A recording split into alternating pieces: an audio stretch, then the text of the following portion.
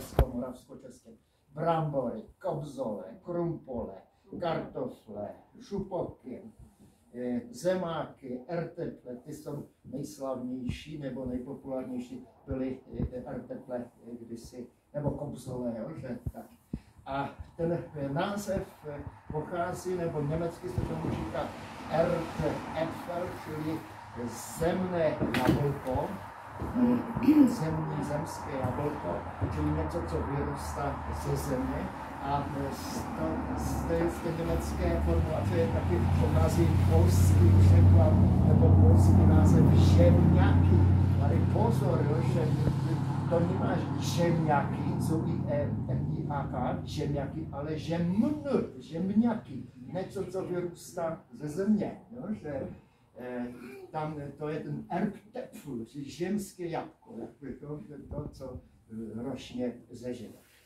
A teraz, kdy se to tu u nás pojavilo, že brambory, zemňaky nejsou původní, byly objeveny společně s Kolumbem v Americe 1492, je to tedy americký plot, který byl k nám přivezen. A teď se tvrdí, literatura zná, že a ví, že poprvé se ty brambory objevily v roce 1586, kdy je přivezl do Velké Británie Francis Drake, známý cestovatel, admirál britský Apira.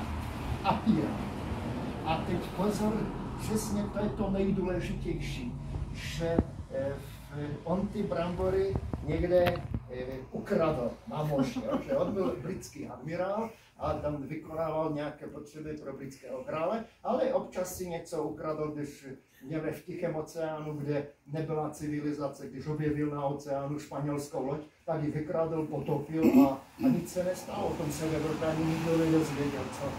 Proto tam to pirátství tak chytré.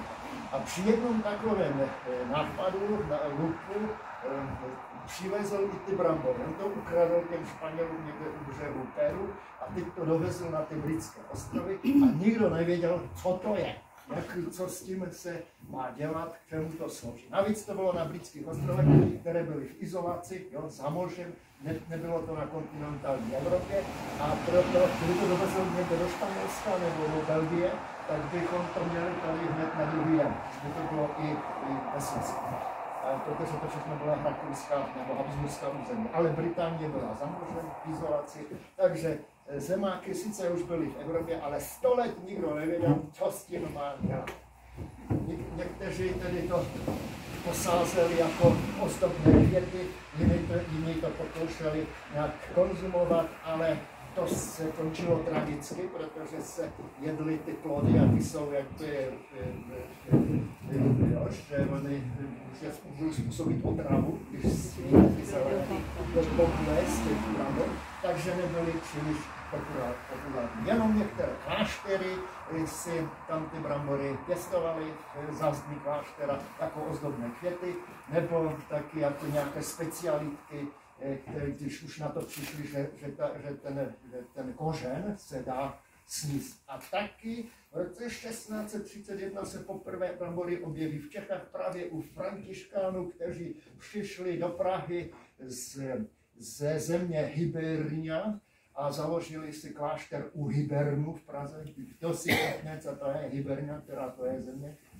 No, nic jiného to být nemůže než Irsko, jo, ty britské ostrovy. Irsko, tak jak je Helvetia, Švýcarsko, to je Hibernia, Irsko. Irští mniši Františkáni přivezli brambory do Čech 1631, ale zase jenom jako specialitka, kterou jedli jenom oni. A teprve až později se ten brambor rozšíří. Stalo se tak díky, nebo vínou, jo, teď záleží, jak to chápeme, válek. Jak zase vojna, válka přináší různé efekty vedlejší, nejenom to, že někdo vyhraje a prohraje, ale změní se svět.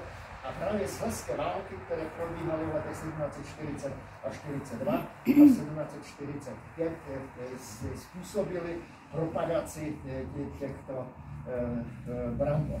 Protože v těchto slezských válkách náš soused, kterým byli tehdy Prusové, útočili na Rakousko-Uhersko a zabrali Rakušanům 7/8 Slezska a 1/8 Slezska Rakušanům zůstala Těšínské a Opavské a 7/8 Slezska šlo pryč. A tehdy v těch nových zemích prusský král nařídil dekretem, přikázal lidem, dekretem, aby pěstovali brambory, protože Prusové jako lidé, kteří byli velice schopní a moderní a vytrvali a osvícení, viděli, že to je budoucnost, že to je něco, co se hodí a co pomůže vyživit to obyvatelstvo. A tak nařídil dekrety, přikázal lidem, aby si pěstovali brambory. Samozřejmě v Čechách to bylo za kopcem, takže i v Čechách se ta rostlina stala populární. Odtud taky pochází ten nejpopulárnější český název brambory, čili je to plod, který přišel k nám z Branibor, z Braniborska, odtud taky název brambor, čili něco, co nám přinesli Němci, Braniboři. A taky erteple, to je erteple, to je další označení, které svědčí o tom německém původu, a taky švábky, které se taky někdy objeví. A teď hned na to, v letech 1756 až 1763 byla další velká válka, takzvaná sedmiletá, kdy válčil celý svět. Historici tuto válku někdy nazývají i nultá světová válka, jako to byla první velký světový konflikt. A když celý svět válčil, tak zase ti Rakušané vytáhli proti Rusům a zase bojovali spolu. A stalo se, že v roce 1759 byly pruská vojska nuceny přezimovat v Kladsku, v pevnosti kladské, a přežít zimu. Tehdy se totiž bojovalo tak, že se bojovalo jenom v létě a na zimu vojska odešly domů a pak zase na jaře přišli a válčili. Ale tam je Rakušané sezónní válka. Jen přezimovat v Kladsku. A mysleli si, že je tím pádem umoří hladu. Jenomže oni tam měli brambory, tak to jedli celou zimu a díky tomu se to strašně propagovalo v celých Rakousko-Uhersku a všichni lidé pochopili, že to může jíst člověk a že se to hodí pro stravu pro člověka. A tak se to rozšířilo i u nás.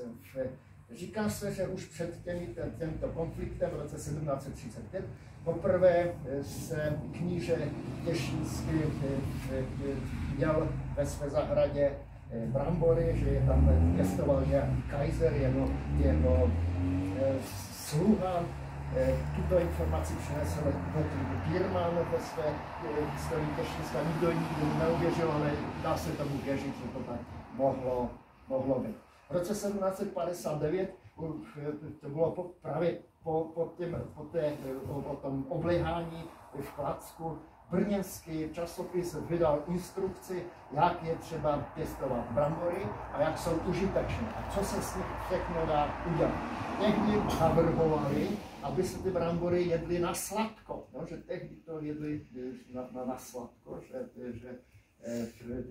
to bylo jaksi nejlepší. A polecano, čili jak si jim tam sugerováno, že se z toho dá udělat mouka, kaše, koláče, nevím, jak to vypadalo, ty bramborové koláče, že jestli tedy s nějakým těstem, je to možné, škrob, to je jasné, placky, tak jak je známe, ty byly velmi populární, protože to bylo bardzo prosté v opiču, chlasné blachy už to bylo. A nebo alkohol, že taky se z toho dá udělat. A navíc, čili už to tedy promovali i rakouské úřady, propagovalo se, aby se to rozšířilo mezi lidem. lidé stále váhali, ale nicméně v roce 1771 až 1792 v těchto 2 letech byl obrovský hladomor v českých zemích a to způsobilo, že lidé byli víceméně nuceni ty brambory přijmout. Když to už někdo zasadil, tak to vyrostlo a už si to lidé oblíbili. A jsme už na počátku 19. století.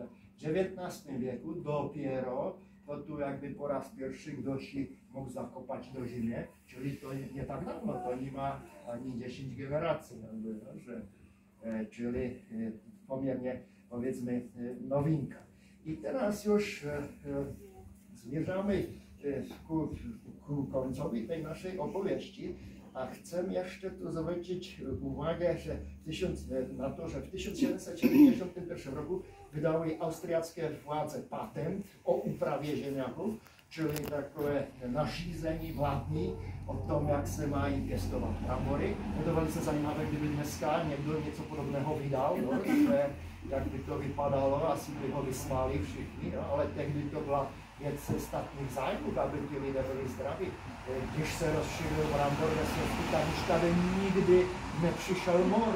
Poslední morové období bylo 1715 a 17 a s tím, že lidé byli živení, zdraví, silní, tak už morové období nikdy nenastalo. No? A to je, můžeme přisuzovat i tady to právě těm bramborům. A teď ovšem to způsob, pak ještě v roce 1770 bylo založeno takové tovařistvo hospodářské Slezské v Opavě, které rovněž se mělo promovat tady výsadbu brambor.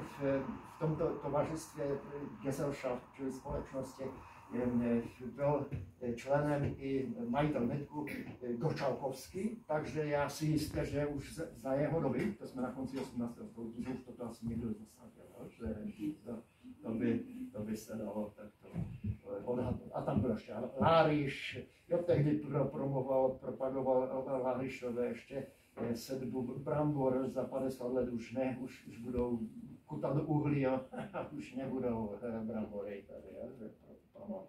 Nicméně, mně se podařilo vám tady ukázat potom přervě zakencam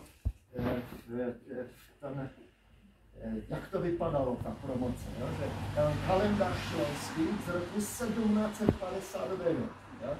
Šlezische Heimat kalendář a právě v takých kalendářích napисал, jak hodovat brambor.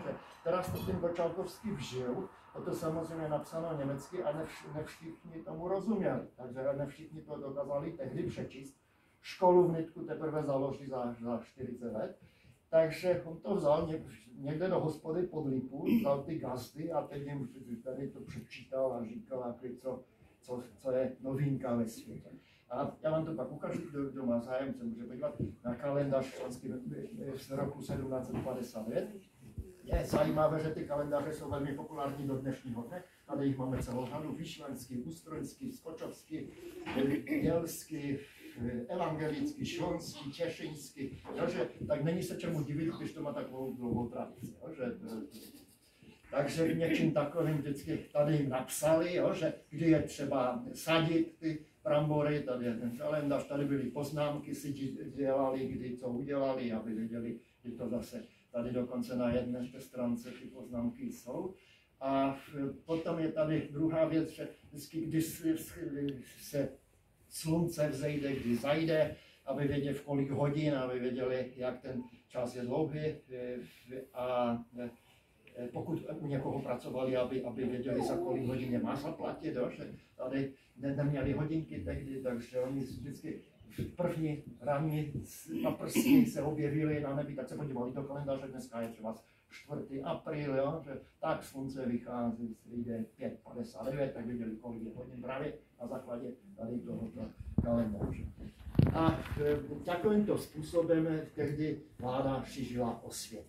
Taktéž je zde i předpověď počasí, no? Aby věděli, jestli bude mokrý rok nebo suchý rok.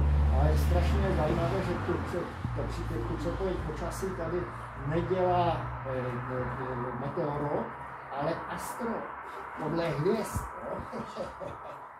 Abych byl zvědav, která ta předpověď by byla přesnější. Jestli tady Jastrov, tady ho rekomendují ti vládcové, že to je nějaký pořádný člověk, který těm hvězdám rozumí a na základě toho předpovídá, jaké bude počasí. Možná, že ta předpověď byla lepší, než je dnešní. No ale teď už jsme u konce a ještě jenom dvě věci ještě na závěr. Přineslo to i některé negativní věci. Za prvé, brambory, když byly tak donucení se staly populární a všeobecné, tak se staly monokulturou. To znamená, že když přišla nějaká nemoc, nebo nějaká hniloba, nebo něco, tak přišla totální katastrofa, protože ti lidé už neměli pšenici ani nic, měli jenom ty brambory tady v těch našich poletkách někde v horách. A několikrát se takové katastrofy staly. Takže například, když vybuchnul v roce 1814 vulkán Tambora, byl to největší vulkanický výbuch za posledních 10 000 let, tak v Evropě se změnilo klima, že na 20 let bylo o 5 stupňů chladněji a přišla totální katastrofa, neuroda těch brambor. Já tady mám v paměti Jana Gajdice z Tišovnice, to je hned za kopce, který popisuje, jaká to byla hrůza v roce 17, že on to například píše, že bylo stále chladno a že v roce 1817 spadl sníh ještě 24. května na svatého Jiří a trval ještě několik týdnů. Tak se ten klima úplně zblblo a brambory se nerodily. Přišla pak cholera a na choleru pak zemřeli mnozí lidé. A jenom pro zajímavost, nechci zdržovat, ale tady ten Gajdica píše i o takovém útvaru, že v roce 1805 na nebi byly nějaké zlaté koule, které putovaly tady to je napsáno, že vidět, že bylo na půlnoci, přesouvaly se od záchodu na vzchod ponad Zemí. A pan profesor Kadebec říká, že je to první zmínka o UFO, jako v dějinách lidstva, že tady toto nějaké záhadné koule nad Číslovnicou. Takže tak. A ještě druhá věc negativní, a to už je úplně konec, že z toho brambora šlo udělat i alkohol, tak jak to bylo v té příručce. A to byla katastrofa pro zdejší lidi, protože teď se vodka se stala, nebo alkohol se stal levným nápojem, kterým se začalo vyplácet i robotníky za jejich práci, ne za peníze, a nastal totální katastrofa, spustošení v těch rodinách šlonských, protože teď začali všechno propíjet a museli zase přicházet s pomocí různé organizace další. Je tu i náš farář v Kostřici Rašké zakládá kolo střední želšťové, že si kolem těch abstinenských spolek, aby chránil právě před tímto neduhem slezky. To byl velmi negativní jev, který ty brambory přinesl, ale teprve až tak v polovině 19. století se to dalo překonat, že vznikly, zase ti lidé zase začali uvažovat trošku normálně. Opravdu to změnilo i naše chování, protože díky tomu všeobecnému alkoholismu se ten alkohol dostal do věcí, kterých nepatří. Například, když je pohřeb, tak je normální, že na stypě se dneska pije. Ale do konce 18. století to nebylo normální. Alkohol na pohřeb nepatřil, no? Že tehdy by to ani nikoho nenapadlo pít na mrtvý. Ale právě to se stalo teď zasadou a naším standardem. Taktéž nepatří na jiné rodinné akce, nebo na nějaké velké sešlosti, tady obecní, že obec organizovala nějaký krmač nebo něco a pak se tam všichni upili a bylo vymalováno.